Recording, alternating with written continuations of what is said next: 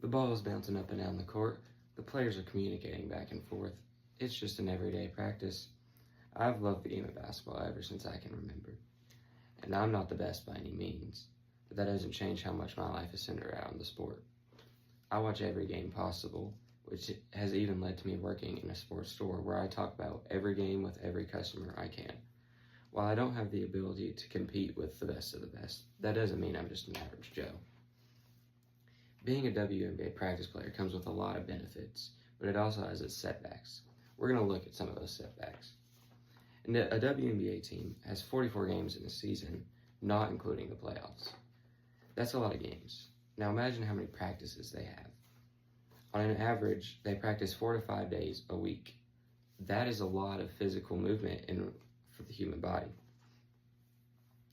Another setback would be the traveling.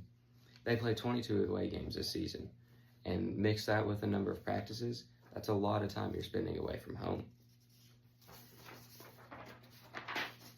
Let's look at some positives now.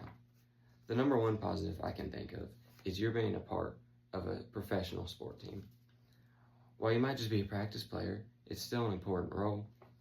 The thing that personally sticks with me the most is that I'd be getting to do what I love the most, which is playing the sport of basketball. WNBA is a growing sport and company, and being a part of that growth would mean a lot to somebody like me who loves the sport. Just like anything in life, being a WNBA practice player has its pros and cons, but if I ever had the opportunity, I'd take it in a heartbeat.